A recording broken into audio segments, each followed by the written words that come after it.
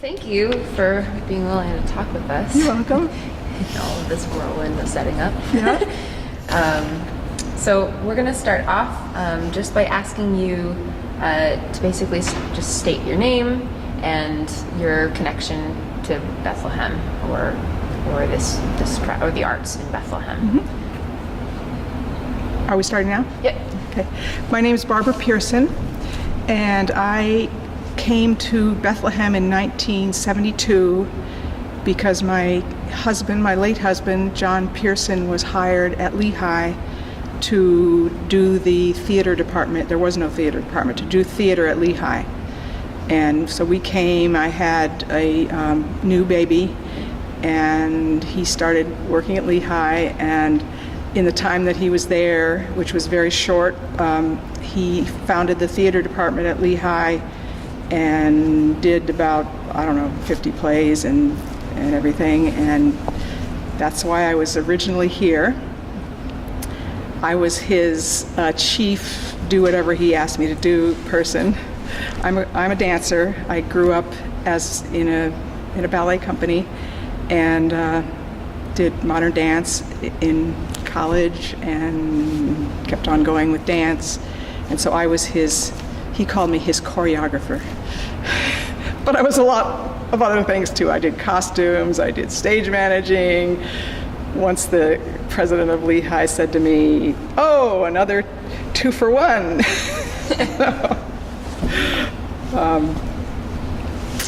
Cool. So you okay, so I'm wondering, I'm terribly curious about both of the things that you just mentioned about growing up in a dance company. Can you tell me where?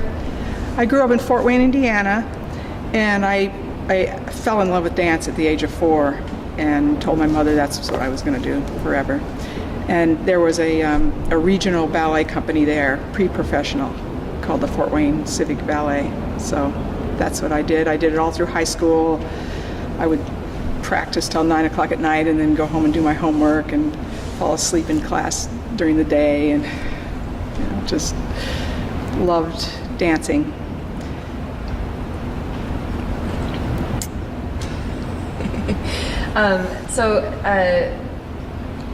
Also at Lehigh, your husband John Pearson started the Lehigh Theater Department. Yes. And you were somewhat involved. Were you involved in other ways in the arts community in Bethlehem, or was it primarily through the theater department at Lehigh? In the beginning, I wanted to be a farmer, so we bought a farm out in near Wind Gap, which meant we had to drive half an hour both ways to get to Lehigh. But so I didn't know anybody from the period of time from 1972 to 1976. But I was in the. John started a program for teachers. This is sort of the beginning of the connection of John to later on. He started a summer program for teachers where they learned improvisational theater, and then they went on to all the playgrounds in Bethlehem, and it was bilingual. So they taught teachers improvisational theater, and then the teachers had to make an application of that to their teaching. And that won him an award from Lehigh for community involvement, because Lehigh was pretty isolated in many ways, from the south side of Bethlehem particularly. So I was involved in that. And along the way, Bill George was majoring in engineering. And when John came to Lehigh, Bill switched to being a theater major, and the two of them had the same birthday, and Bill lived in our house for a while. And so you asked if I was involved. I was mostly, during those years, involved. I was having children. I had 2 children, and then I was pregnant with my 3rd child when John literally dropped dead of an aortic aneurysm in 1976. So between 1972 and 1976, he instituted 20-some courses in theater at Lehigh, did all these plays all over the campus, started the Powerhouse Theater, which was preceded Zollner. We had a kind of a black box type theater in the old Powerhouse, and did the street theater for which in which Bill was involved. So when he died, that's when my involvement with the rest of the community began. 1976. And can you tell me a little bit more about that, about what that turned into for you, how you got involved after that point? Well, I was left with a 4-year-old, a 2-year-old, and I was 8 months pregnant. And we had this body of work. We felt that we had a body of work that was John, and that it was so vivid with us. And when I say us, it was Bill George. Bridget George was not Bridget George. It was Bridget Hare. She came to town one summer, and her brother was a professor at Lehigh. So John immediately asked her to join the summer street theater, which she did. And another person kind of really moved by John's death was Ricardo Vieira. They were colleagues and friends, and John had made the street theater bilingual because he grew up in Texas and spoke Spanish fluently. So Bill and Bridget became a couple. I don't think John ever knew that they were a couple. They got married soon afterwards. And Ricardo Vieira and I started a theater company called the People's Theater Company, and tried to pick up some of these threads. One of them was the street theater, definitely. I mean, that went on and on and on and on and on. I think it went, I don't know if they're still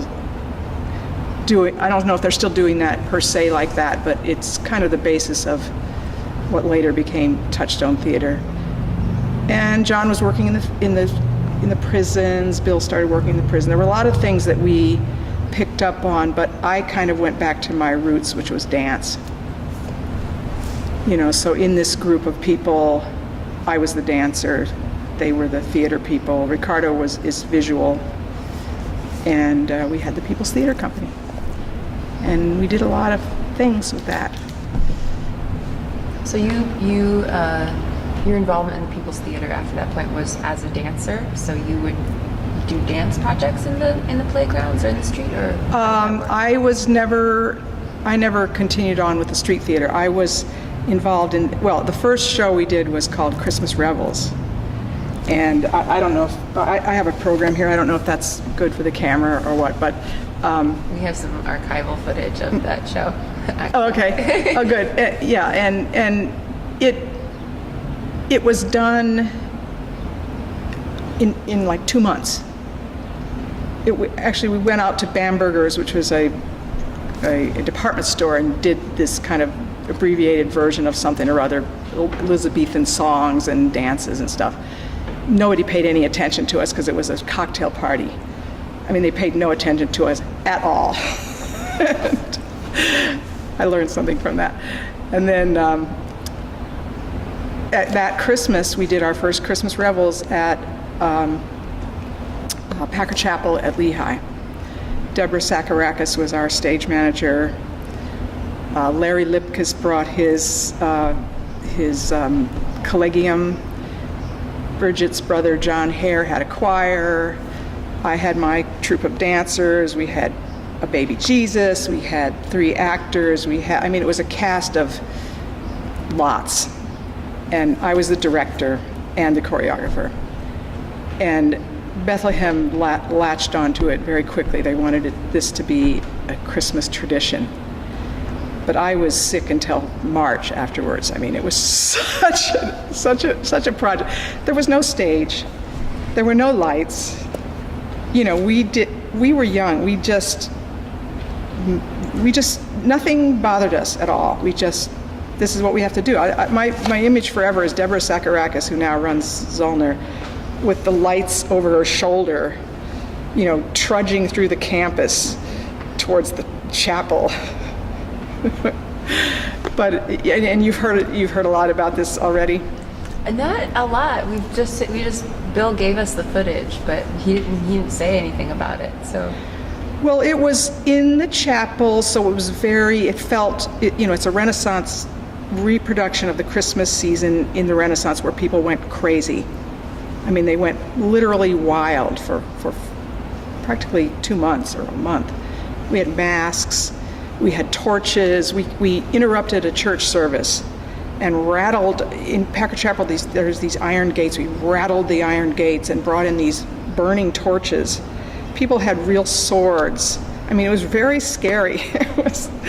And then we had all these dances and the madrigals.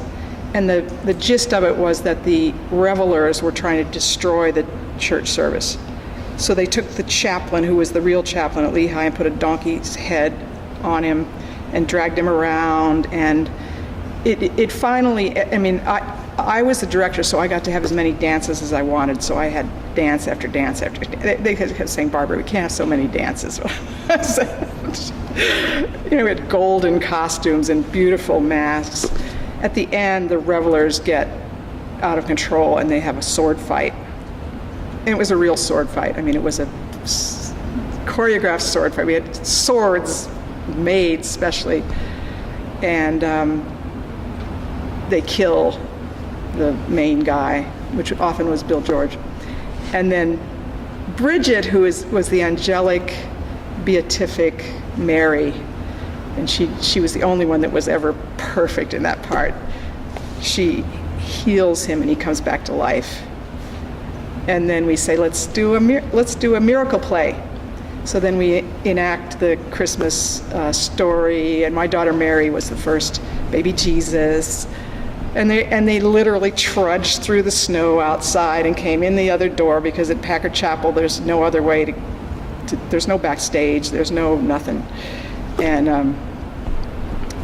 up in the ceiling, way, you had to go up winding stairs, out a window, across a roof, into a loft where there was only pigeons. We had strung this little kind of Mexican-looking star, and again, this was usually Bill. He would walk across the rafters, lowering the star. We read about it, that was what they did in the Middle Ages, while the shepherds walked, followed it, and Larry's group was playing music, and it was magical. I mean, it gave you the absolute thrill, and people wanted it back again and back again and back again. We did it about, 4 or 5 times. And then we just got tired. Is that the show that Anissa was in? Was Anissa one of the Anissa was in it. Everybody who had a baby, their baby was in it. And I think Doug wasn't there, Doug Rosedin, but many of the people that were involved in those days, I think that's what bound us together.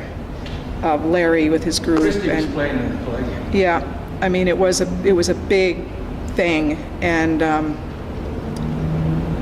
so that, I guess for me that's one of my most vivid memories. That's why I brought these costumes, because I then started my own group of Renaissance dancers called the Capriole Dancers, and I worked with Larry Lipkus for years. I mean, we would put on 2 new concerts every year with different costumes and different dances at Moravian College.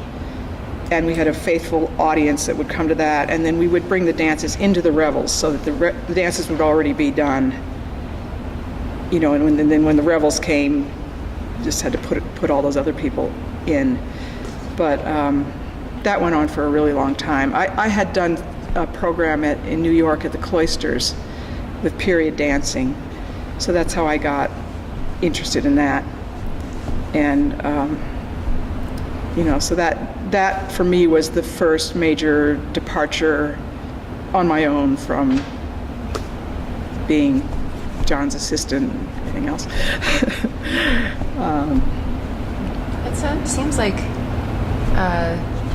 such a huge undertaking that you kind of just had people who were crazy enough to want to do that and do it really, really well. And, Yeah. I'm curious how that was possible. Like what? I mean, I think you've said a lot of the people who were involved in that production had come for John, for your husband, right?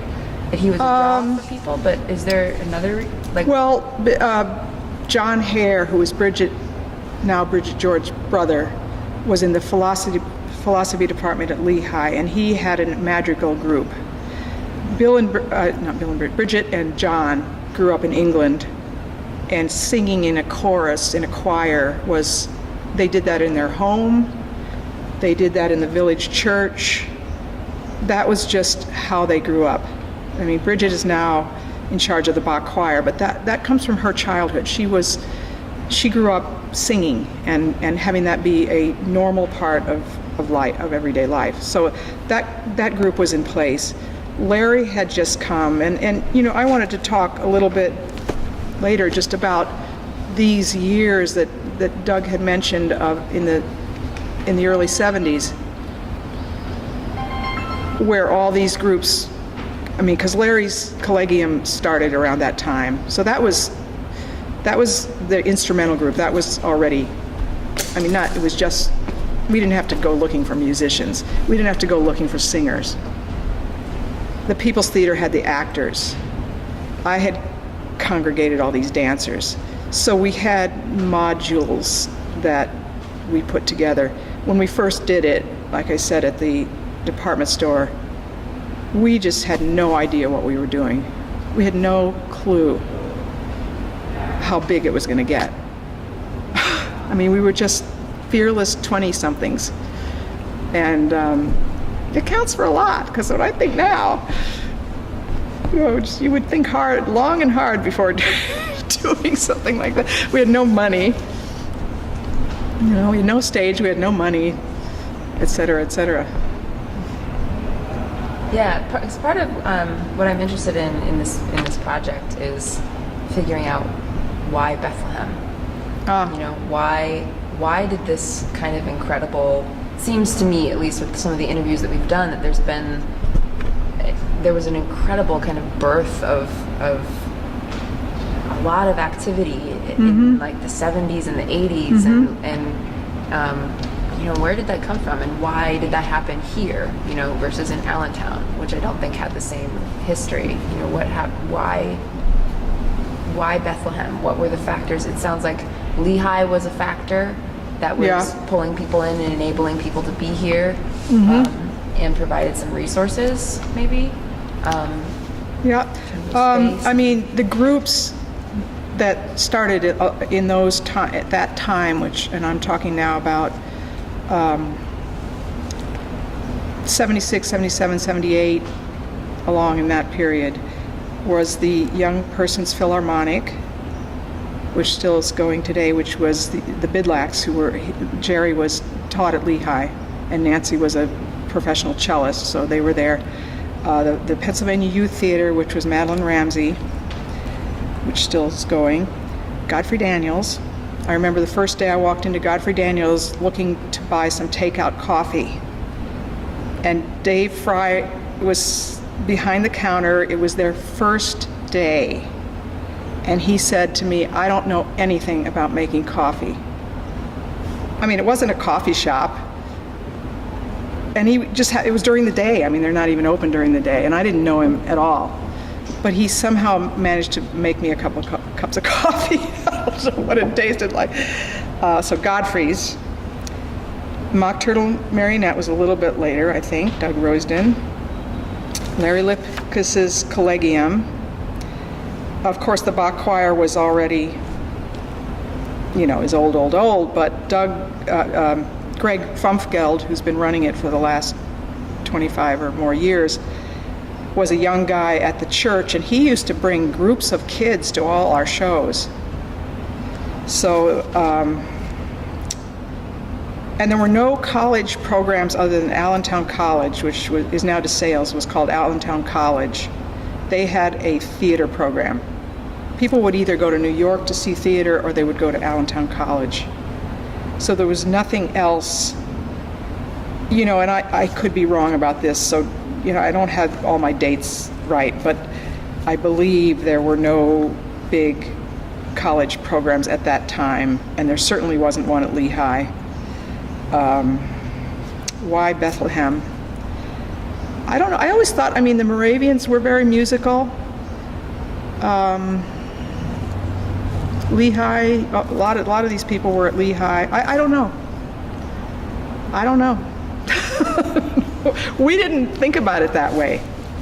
We just did what we wanted to do, and I think it was easier to start a 301c, a nonprofit organization. It was a lot easier. Funds were more readily available. I don't know. Magic.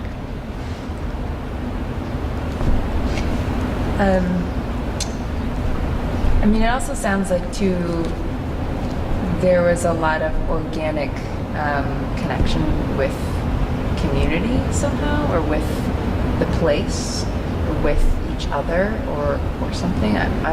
Maybe I'm reading into that incorrectly, but what were the ties with the community at that point, and how did that feed into the art?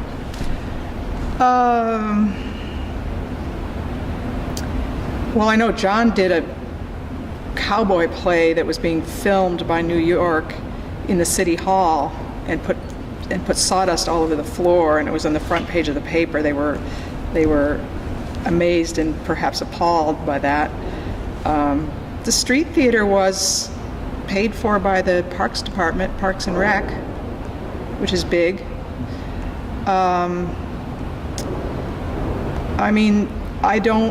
I don't know what the steel company contributed. I'm not sure. Lehigh was involved, but Lehigh itself wasn't. It was individuals at Lehigh. It wasn't particularly Lehigh as a. I don't know. There were foundations and grants. We worked a lot with the education. We worked with the schools who worked through the Colonial Intermediate Unit. Ties to community. I don't know. I think we didn't let anything stop us. Because we really didn't have a theater. We didn't have the Ice House then. We practiced at Godfrey Daniels. I remember we used to move all those heavy cafe tables that he has down to the basement before practicing. It was really, really hard work. And, I practiced a lot at Moravian music department in just a room that they would give me. There was always the ballet guild on Main Street, but we didn't have too much interaction with them.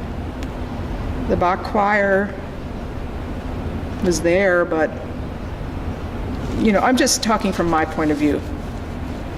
I can't say what anybody else, what they were doing in the meantime. Do you think that it would be possible for a young person today to do what you did in this scene, in this founding culture, in this community? In this community now. Mm-hmm. Well, you're a young person and you're doing it, and people are excited by it. It's of course the changing of the guards, and it's a different group. We didn't have internet, we didn't have any of that, and so it was obviously more, we needed this more, maybe. We didn't have social media, we had to call each other and go see each other.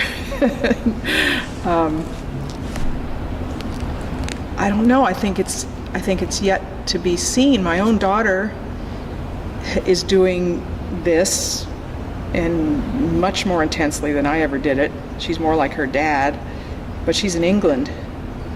And I've often thought she didn't really choose that, but I think it's easier there. I think it's hard now relatively speaking, when you've got 5 universities in town with drama programs, and now we have a charter arts school, now we have the Steel Stacks, and we've got bigger players that have, I think, probably ridden on our backs to a certain extent, but it makes it harder for the little guy, I think. I'm not there, so I'm not sure. But I would think that the competition is much harder for money, and to just, oh, we're going to be a nonprofit, come on, everybody. I mean, the fact that Touchstone is still going is, in my mind, a real testament to them and to their stamina and to their effort. And what do you think? Well, I have some opinions, Yeah. but I'm interested because you've identified, so you think that it's harder to get a 501c3 today. It's the funding culture is different, maybe. Well, there's more people asking for money. There's more people asking for money. There's more colleges, universities in the area, which means there may be more people coming in through those programs, but not intending to stay or not intending to link. I'm just trying to identify, like, what are the changes that you've noticed since then? Well, people can now, on any given night, go to a show at Zollner, go to a show at Muhlenberg, go to a show at the Steel Stacks. There's just so many audience venues, and it takes a special kind of person to go to an alternative play, which is what my daughter does, and she studied with the same people that the Touchstone people did. That's a specific audience, and it can be cultivated, but if they're in the big venues at concerts or someplace else, I don't know what. I mean, I think everything swings back and forth. People now want homegrown vegetables, and I'm sure that this is going to swing back. I mean, we were involved in arts and education. That was the next part of my journey. I was in schools doing my dance, my creative movement. I was creating incredible curricula in mathematics, writing, poetry, history, and I was really, really into it. I mean, I would do these enormous shows with 5 classes of 4th graders, showing what they had learned about writing through dance. And all of a sudden, in 2008, boom, it was over. I mean, a number of reasons. The recession, education decided standardized testing was the way to go, and that you had to pass these standardized tests or else you weren't educated.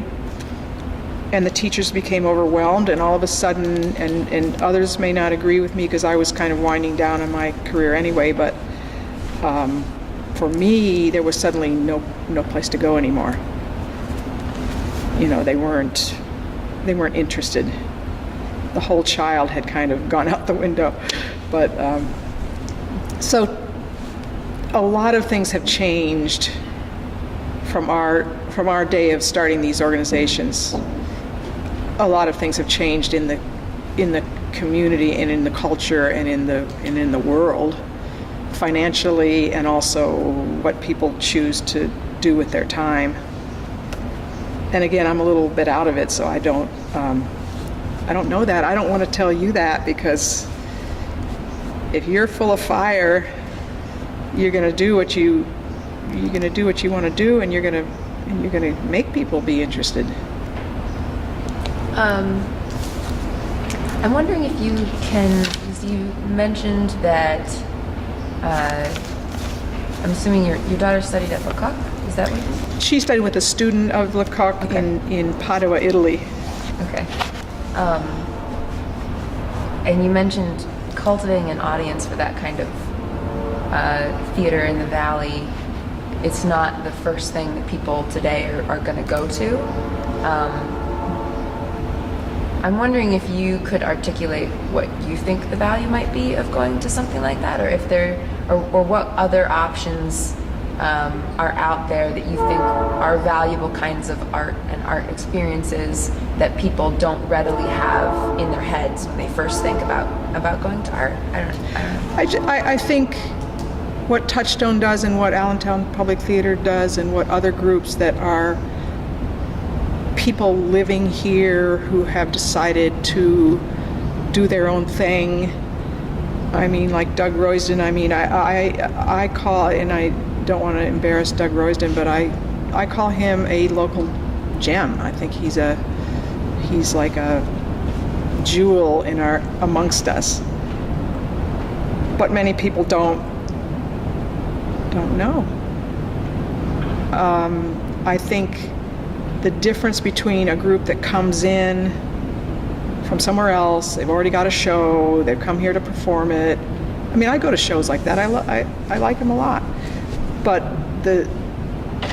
having grown up with artists and knowing artists and having that be my kind of people, I know that it's a different thing. They're right here. They're cooking up stuff as they go. They're taking in what they see around in the community and looking for needs that are there, and they're scooping all that up and making something out of it which is helpful to the people that are there.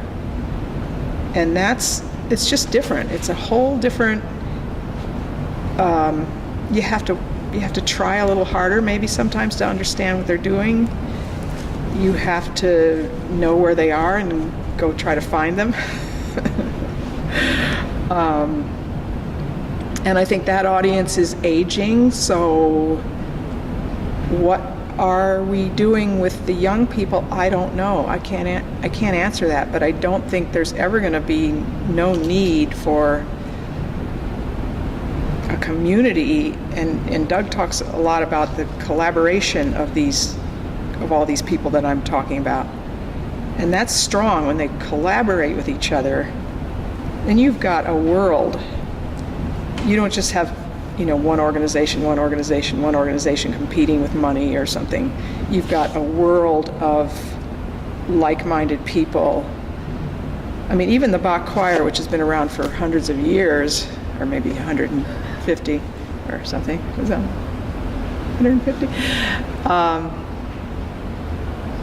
They freshen up, they have to bring in audiences. They can't just sing Bach and expect everybody to want to do that. Allentown Art Museum, I'm a docent at the Allentown Art Museum now. They're bringing in local artists now. I danced there many times, but they're bringing dancers in. Everything has to be constantly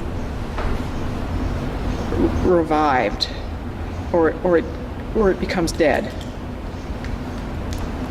And I forget what your question was. Well, yeah, I mean, it sounds like it's almost like you're saying the value of an alternative kind of art. You're naming an alternative kind of art as being local, as being one that's made by a local artist that has a different flavor than one that comes from elsewhere, simply because it's made by someone who belongs in this community and is filtering things through this community. Is that what you were saying? Well, it doesn't have to be. I mean, you can go to any other community and find the same thing.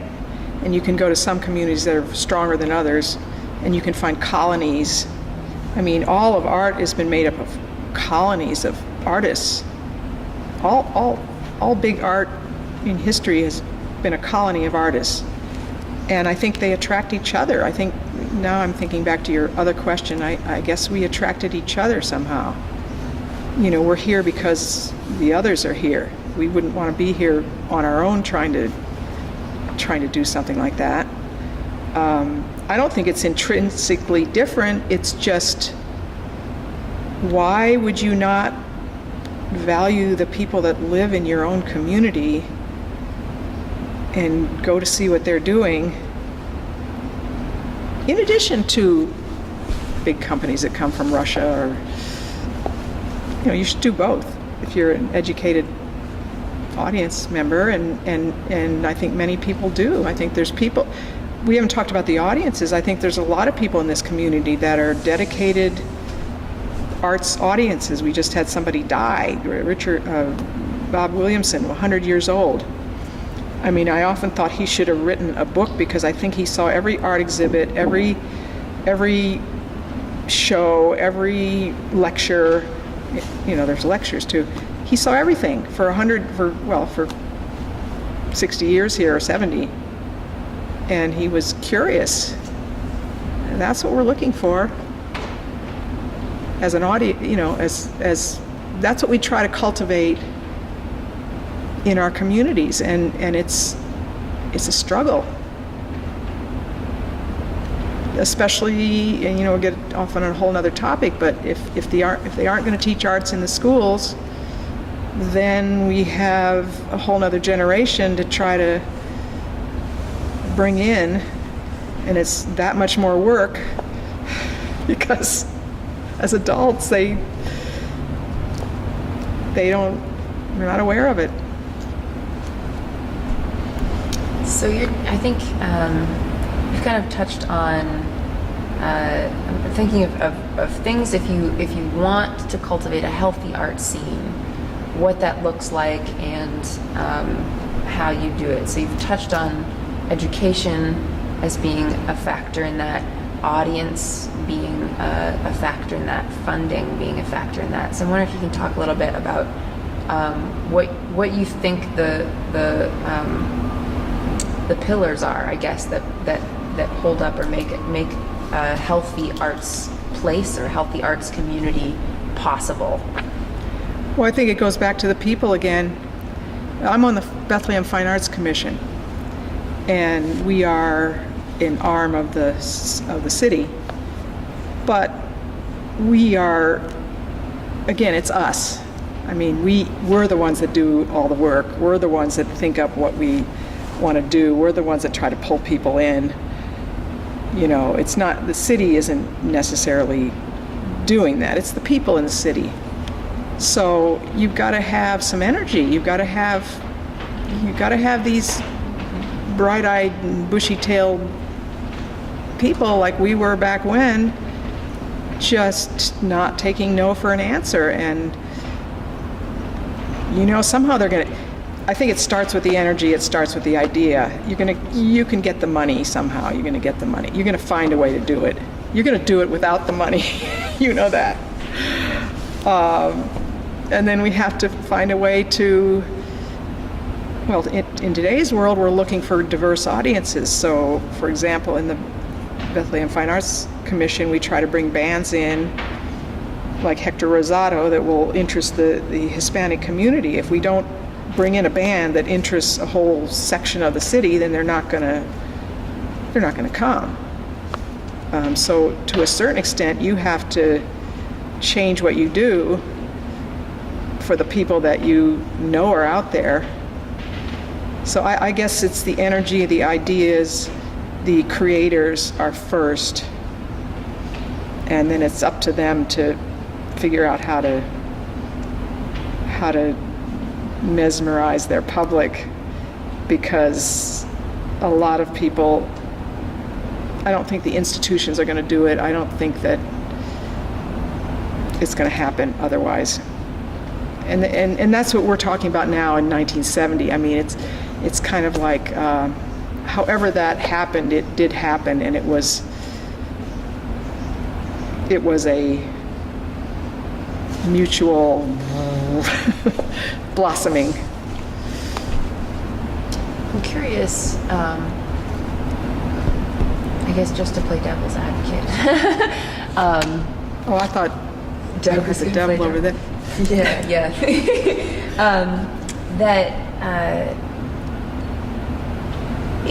How do you get young people or new artists or energized artists to come here and to be here, or to make the decision to do art here, or you know, like I know, I mean, it sounds like with your group of people kind of organically were here for different reasons, a lot of them having to do with Lehigh, probably.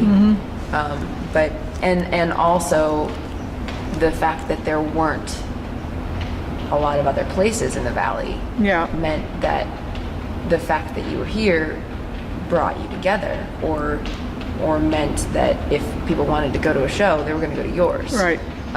So in today's, I guess, cultural landscape, Yes. what if it is a valuable thing to have an arts community, or to have a new blossoming arts community, Yes. and you know that that's what you want, Yes. how do you try to make that happen if if a young person is trying to set up a career and they're competing with all these other places and don't feel like they can find funding here, why would they set up an arts community here? So how do you try to make that happen? Is there a way to try to make that happen? I don't know. I was looking through my scrapbooks this morning before I came, and I realized we got a lot of publicity. We were in the paper all the time. Part of this was Bridget George, who was really, really good at it. You know, you have to have somebody. You have to have somebody who's good at publicity, and I guess today it's social media and creating some kind of buzz, however they do it. But there aren't any papers anymore, and it's hard to get in the paper. And a lot of times the big concerts are in the paper and not the other people. So I'm going back to the pillar question. If nobody knows about you, then you are kind of working anonymously, as they say. I don't know. I don't know. I think this town, for me, has become much more vibrant. It's become much more people from out of town moving here on purpose because they've heard about it. It's a livable town. You can have an effect on it. You can participate in things that will have an effect. You know, you can. I don't know about the young people. I know all my 3 children moved away, and a lot of my friends' children all moved away. They're in their 40s now, but you know, there wasn't anything for them here, or at least maybe they didn't think there was. How is that going to change? I would think it would. You know, it's got to change, but I don't know. I don't know. It's the buzz. It's the you know, every once in a while somebody does something that rocks the whole place and they weren't expecting it. Can we think of something? Can we think of an example? I don't know. And I think it's still possible. I have one last question before I'm going to turn it over to these guys. But we've been trying to, you've said some things that kind of fit this, but we've been trying to build an analogy between grassroots arts, community arts, local arts, and the value of that with the value of eating locally and the value of local agriculture and, you know, getting local nutrients and et cetera. So I'm wondering if you can speak to that, or how that makes sense to you or does not make sense to you, that kind of analogy. It makes total sense to me. I mean, the more you know individual artists, the more you realize they're people that have chosen a different way of making a living than somebody who's chosen something else. The more comfortable you get with people around you who are artists, the more you talk to them and realize what they're doing and how they think. I mean, I love going to a show where I know the people in it. I love going, especially an art show where I know the person that's done the art. It's just much more meaningful to me because I know there's art all over the world and it can be imported anytime. But to have those people amongst us, and then to have those people, for example, the meetings that we're having about a pedestrian bridge, I mean, that's obviously a visionary thing. Artists are visionary. Artists don't think, oh, it can't be done, or oh, it has to be done in the same old way. Artists are looking around. They want to live in an attractive town. They want to be with people that are interesting. They want something new. They want, they don't want to be told, oh, it can't happen, because that's not how we do things. So if you have homegrown artists, like the homegrown vegetables, first of all, you don't have to pay them to come here. They can come to a meeting because they're already here anyway. And ideally, they would be making the town much more livable, much more interesting, more aesthetically pleasing. And I mean, I know they have to travel. Lots of them have to travel or they can't make a living. It's not that easy. But they are here amongst us, and it's less expensive and it's more genuine. Now, most of us like to travel and I love to go to New York and see Broadway shows, even though most of the time when I see a Broadway show, I think it's not as good as the stuff I see here, because they're trying so hard to please every tourist that comes to Broadway that they're missing the roots of theater, which to me is that you can do magic with almost nothing. You don't need all that stuff. So I often come back from New York just thinking, I'd rather go to something where I can see the wheels turning. I can see what they're doing, and I appreciate, and I talk to my daughter quite a lot, and I know she posted something on Facebook yesterday. Here's her suitcase, which I recognize. Then there's some kind of a shopping cart with some bags piled on top, and on top of that is a stool, and it's all bungee corded together. And she says, it's not perfect, but it works. She's taking her one-person show from Liverpool to London on the train. I mean, please. It's not the perfect answer, but it's how I relate to the whole thing. Because I know what they've been through. I know how hard they work, and you attract each other. She writes grants, and there's never fewer than about 5 or 6 other artists in her grant that are going to come to her and that she's going to pay from the grant. Well, she never pays herself, I don't think, but we're going to get there. Well, thank you. Doug and Aaron, do you have other questions you would like to add? I definitely do, but Doug, you better change chairs. Yeah. You've exhausted. We've exhausted this topic. The problem is the word question. You have some comments. But we can talk. We If can I just can do a comment, I'm just thinking that the kind of, I wrote this little set of essays. I haven't seen those. And it's like, I'm sorry I'm not academic, or I'm sorry there's no statistics here. And the more I look at it, I'm not, where did this stuff come from? And Barbra, this one term I have, artist of place, it's as a special person, as a special kind of artist, different from a fine artist, different from an academic, an artist of place. You just so describe the networking that's involved in making this very special kind. That Bridget George, she's good at doing publicity. Maybe you should ask me how it is that we interwove with each other.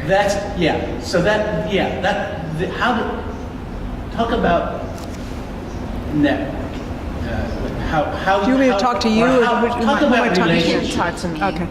Talk about relationships. Yeah. Are your questions on the thing, or?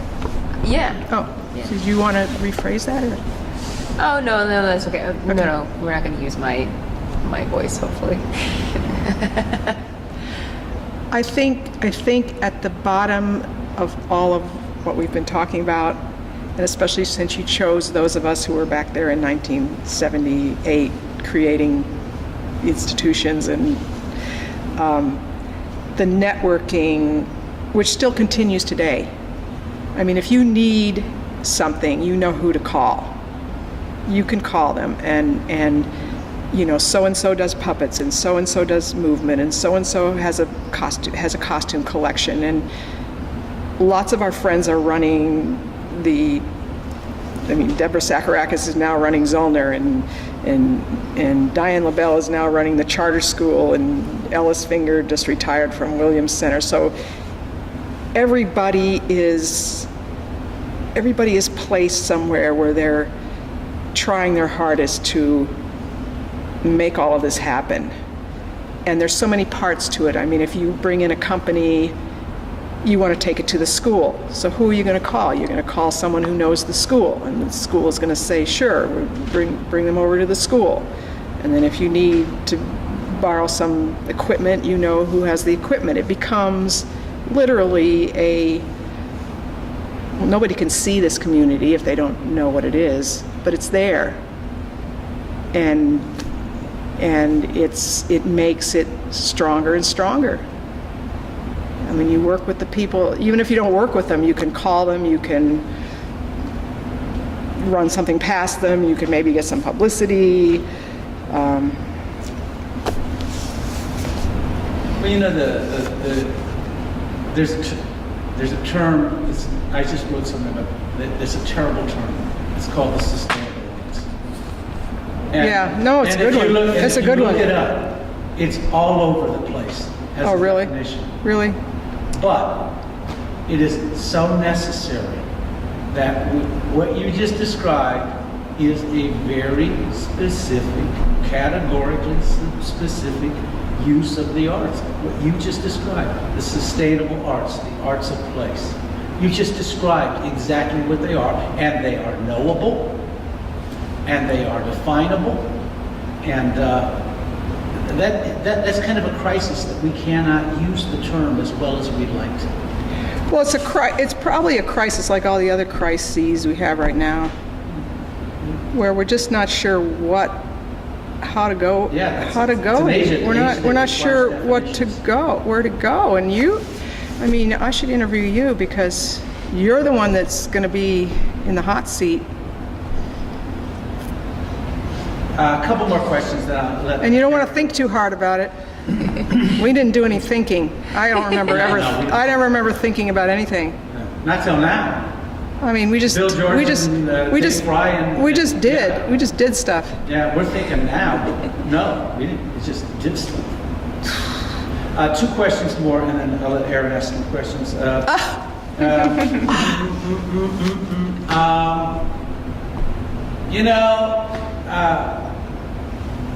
Missing Bob Williamson, I'm trying to, the 2 things. I know a lot of people, and I keep realizing I don't know everybody. Okay? And I Well, you're with children a lot. Yeah. And so was I. Yeah. But I see I miss Bob Williamson. Wouldn't that have been great to interview him? Yeah. You're so yeah. right. Yeah. But it just went right. I mean, he was an old guy. He was an engineer. No. Yeah. No. But He taught social. What's that department? Sociology. Yeah. Okay. All right. But I forgot that I don't have Ricardo here. Are we on? Who should we be getting? Who should be getting for this? Who do we need to get? Well, I don't. Are we being taped now? Yeah, just for okay. We're not gonna. Yeah. I guess I don't know what your main. I never saw your essays, and I don't know what your main thesis I'll is. send you that. And I'll send you my list. I said what I would have said anyway, probably, but I'm not sure. No. I'm not sure who you're. I'm not sure who you're trying to I don't know. People. I need to get. Because there may be people that are not so much in the inside that are a little bit more Yeah. looking on. Where is Ricardo? What? He's what at Lehigh. He's still at Lehigh. Well, he's going to retire soon, so I We got don't. to get him. What does he teach? He's the head of the art department. He's of the galleries. Huh. He's been there since John was there. He's been there since Yeah. 1970, maybe a little bit later, 74 or something. Huh. He has to be gone. I'll tell you what. I'll send. I don't know what he'll say, though. I'll send you I'll send you the list of people that I know, and you can look and say. But I mean, I think a lot of these people are creating their own world in their own community without, they just have to. They just have to. Nobody requires it of them. It's not an academic thesis. This is who they are. That's just who they are, and they're going to keep on doing it until they drop, probably.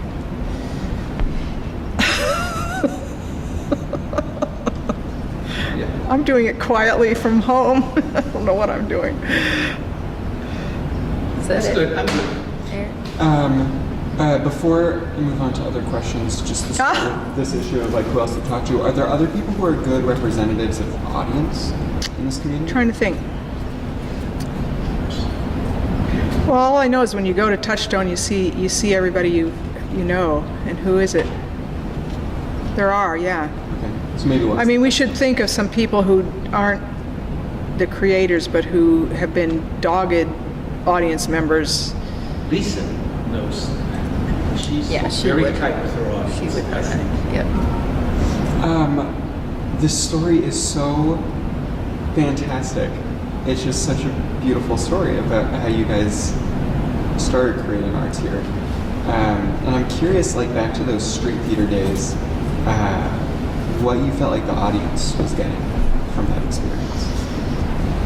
The street theater was created for the children of Bethlehem, many of whom are in areas of Bethlehem who maybe never, well, I would say probably all the areas of Bethlehem who didn't see much theater, hadn't seen any theater, maybe had never seen an artist up close. The way John used to describe it is that they would go to the playground, and what they had on all the playgrounds was those hockey games, box hockey, where you play, you go like that, or you know. So that's what they were doing on the playgrounds. And there were probably recreation directors too. There were probably other things that we didn't know about, but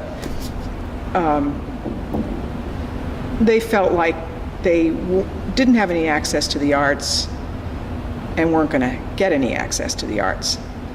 So this, you know, I think John and a lot of other people who do kind of alternative work feel like if you don't take your art to the people aren't going to come to you, can't come to you, or won't come to you. So you take your thing to where they are. And the combination of that, those people being teachers, at first it later became a troupe of actors, but in the beginning it was teachers. And they were doing improvisational theater, and they were supposed to take it to their classrooms after that. And I did have people tell me, what? You're just making a lot of noise, Doug. Can you stop making noise? What is it? You are. Where? You're making a lot of noise. That makes me big. Yep. I know, for example, Dawn Dubbs, who was a kindergarten teacher. I mean, I happen to know her, but I had several teachers tell me in years later, as my kids were going through school, that program made all the difference for them, because a lot of teaching was very rigid. You know, you learn how to teach, so you do this and you do that and you do this and you make a bulletin board and you teach, you know. But improvisational theater shows you that you have to yield to whatever's in front of you, and you have to say yes to whatever the other person says, and then you have to come back with something else. And this, for many teachers, was a complete freeing up of them. I mean, that only lasted for about maybe, while John was at Lehigh, then it became the actors doing it. But it was for the kids, and many of them Hispanic kids and bilingual, and there is a playground in every neighborhood in town. I don't know what they do there now. I mean, I don't know, but you know, it was interesting for him to go to Lehigh as a professor and have all this other stuff on his plate, including 24 courses in theater, and what he chooses to do is to go out to the playgrounds. It's like, pretty interesting. How are we on time, Shay? We're okay. It's 11:12. When are we? 11:30. Oh, great. We're gonna be done. So. Is it okay if I keep? Yep. Oh, I'm having a blast. So I like to am I. talk, if you haven't noticed. Were there back in the schools or with the teachers? Are there any particular memories of like moments where you felt a connection, or particular students you interacted with who? For me in the schools? Yeah, just any stories from you guys working in the schools. Yes. Some of them are, most of them are anonymous. Well, one, and this is not typical at all. This one school, there was a young boy who was training to be a dancer, and his father was a policeman, and he was in the school where I was teaching meteorology and motion, which became a very successful program. Mainly because the teachers initiated it, and they wanted to teach meteorology through motion, so they were on board, and it was very dizzying to act out hurricanes and tornadoes. It kind of made you But that boy wasn't very well accepted in his class because it was so different to be studying to be a classical ballet dancer. And I gave him a little solo in one of the pieces where he was the bird that came in after the hurricane had calmed down. And by the end of that session, all the kids had danced. All the kids saw him doing something, you know, he was in blue jeans like everybody else. And he was just much more accepted in that school. I also did a lot of work with disabled and there was one boy who was an older, mentally challenged child. Oh, I say older, he was, I don't know, middle school or older than that, because I worked a lot with children. But he did all these things in this show. He had a wonderful teacher. Most of the success came when the teacher was excited about it. If the teacher was not excited about it, it was hard to get people on board because you could knock yourself out, but they weren't getting the vibe from their teacher. But this teacher was wonderful. I mean, he had students in there who could barely lift their heads. I mean, they had tubes in them. They were, and we danced. You know, if they had to wave a scarf from their wheelchair, or a lot of times they just had a teacher pushing them around in various patterns, and they had maybe a little costume or they had little things tied to their wheelchair. But this one boy was pretty good. He could walk around, and I met him once in a medical facility. I was going up the elevator and he was getting off, and he pointed to me and all these people were there. He was, "That's my dance teacher." It was just like, oh, stuff like that, you know. The kids who, I had one kid who was just never did anything. The teachers usually managed to come up to me, this child does nothing. But I didn't know that. The beauty of me is I didn't know that. So I wasn't going to say, oh, this kid does nothing, so don't do anything. So I named him the captain of the Titanic. And he came all dressed up. His parents had put him in a suit jacket, and he was all fancy. And he did pretty much nothing. I mean, he walked around on the deck of the Titanic, but I thought that was what he was supposed to be doing.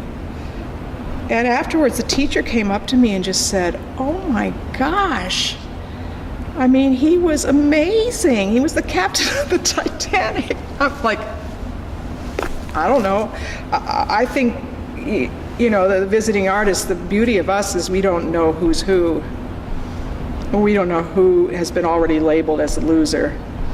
So we just, you do this, you do this, you do that, and they'll do it, and the teachers are going like, really? You know, it was amazing. We did the arts and special ed together. Yeah. Forever. Oh, right, with Lola. That was out of Harrisburg. Yeah. And the number of times when you had a socially and emotionally diseased, socially and Disabled. Disabled, yeah. But the number of times their scripts were the best, you know, because they suddenly had a space where they could just be crazy, you know. Or they'd put on a costume, their mother would make them a costume that was unusually nice, or just people who turned out to be really good at movement who couldn't write very well or do very well at academics, but this turned out to be something that they really could do. That was the whole reason I did it that way. That happened over and over again. It's a really nice segue into my next question, which was the play Devil's Advocate again.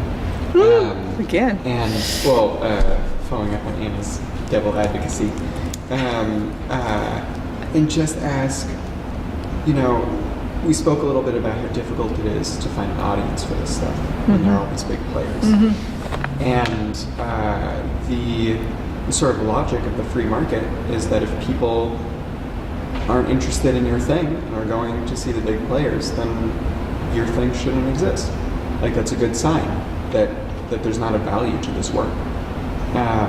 If someone were to sort of put that to you, how do you defend the value of work that people aren't willingly, you know, aren't easily volunteering to go check out? Well, I mean, there was a period in modern dance where they made things as ugly as they could possibly do. They refused to have a nice costume. They didn't use music. They did grimacing gestures, and they kind of expected to turn the audience off because they were rebelling against ballet, which was beautiful and sparkly and tutus and tiaras. And so, I mean, there have been artistic movements where they're daring you to like it. You know, they're saying you know, come on, you meet me halfway or 3/4 of the way. So I guess you have to think: are you trying to attract people? A lot of theater going is habitual. You know, people go to a certain venue because they know how to get to the door and they know how to buy the ticket. I have never been to an Iron Pigs game because I don't know where that place is, and I don't know how to get a ticket, and I don't know what to do when I get there, and I'm not used to it, and I don't know how to dress, and yet everybody around me is doing that. So I'm just saying that because theater is kind of the same way. If you have to know how to get to the theater, you have to know how do I buy a ticket? When I get there, what's it going to be like? Where am I going to sit?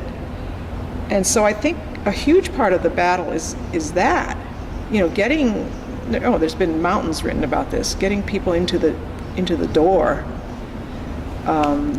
Because if you're doing something good, they're going to get something out of it. But we're back to publicity. We're back to, and maybe some of it should die out. But I think most of the time the people who really want to do something aren't going to die out. They're just going to go somewhere else and do it. I don't know. Back to the old days. So you were coming from Fort Wayne, Indiana? Fort Wayne. Oh, but I went many places before that, yeah. And Bridget was coming After that. from England. England. And John was coming from England. None of you were from here. No. What was it like to sort of you all found each other, none of you were locals, and everything became about local art for you? Well, I think for me John was the one who brought us all together. And then he died.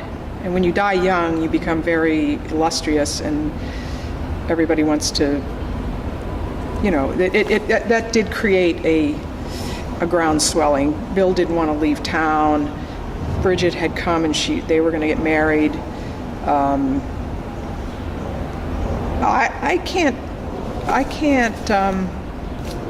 I don't think I can take much credit for it. I was raising 3 little kids, and we could name names, but there were some people in these groups who were forces of nature, with publicity, with ideas, with getting things done. We haven't mentioned the Rose Garden Children's Festival. I mean, there were a bunch of festivals beginning here, Music Fest being one of them, but the Rose Garden Children's Festival was a thing for a while. And talk about energy. I mean, I keep going back to the word energy, because we would have a board meeting with a puppeteer, a magician, a dancer, a theater I mean, we were all oddballs, and our meetings would just be ideas. It was entertainment, because these people had ideas. They never stopped having ideas, and ideas is what it's about. If you don't have an idea, you're never going to get money for it. You're never going to attract anybody. You're never going to do anything. So I think there's certain people that are movers and shakers, and they bring the rest along with them. And I think you're one. So I've heard. Can you tell us about Music Fest? The first Music Fest. I remember the first call I got. Was it from you? Was it from Doug Royston? There's going to be this German festival in August. This German festival. What would you like to do for it? It had to be Doug. And it was Doug and Dave Fry, and I mean, the people that we're talking about were the ones that were at the ground floor of Music Fest. Of course, Jeff Parks, but he's not an artist, so he was calling on all these people that knew the other people. It was grassroots in the beginning. And I said, well, I'll do colonial dance. So I dressed up as a colonial dancer and took all the kids in my neighborhood down there, because I knew if I didn't, there would be nobody dancing.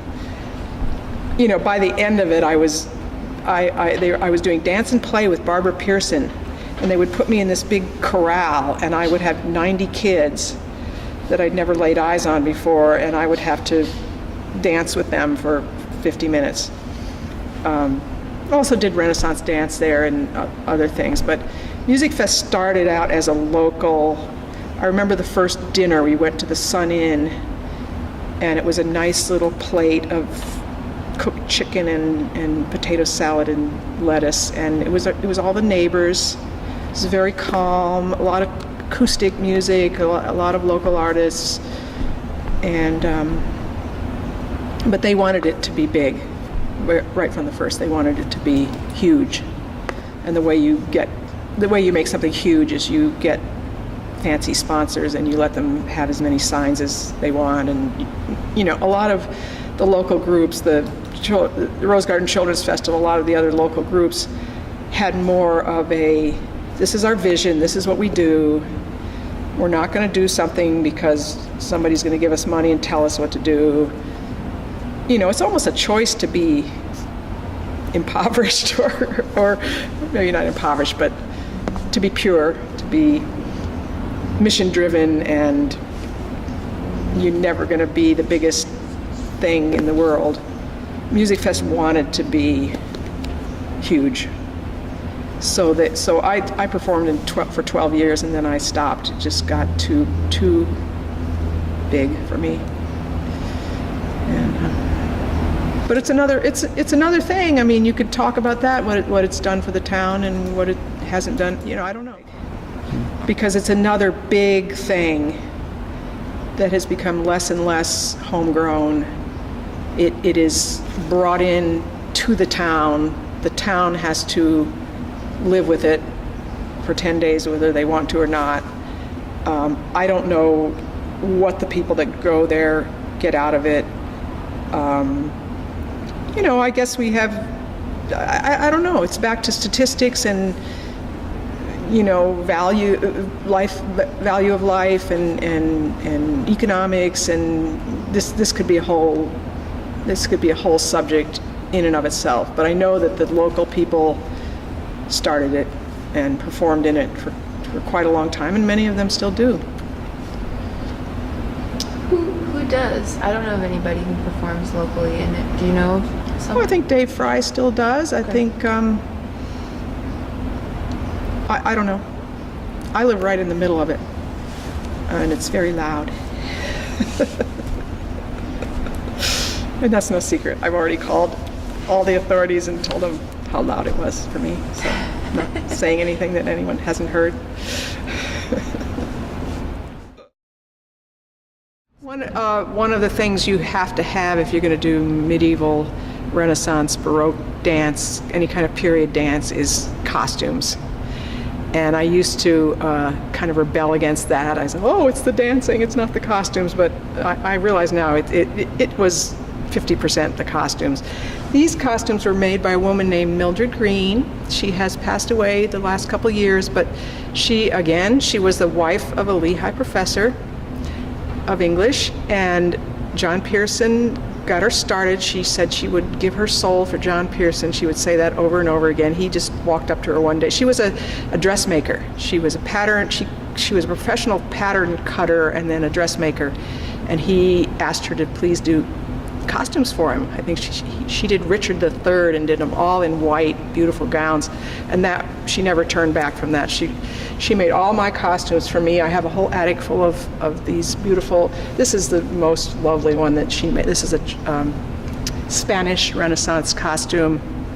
And I had children in the Christmas revel, so this was my daughter's dress. And after Renaissance, I went on to Baroque, and she made all these lovely costumes. I did 4 shows with the Bach Choir family program where I did all the dancing, and I had children in Baroque costumes. Mildred called them her baby Bachs, and these you know suit coats for the little boys and dresses for the girls.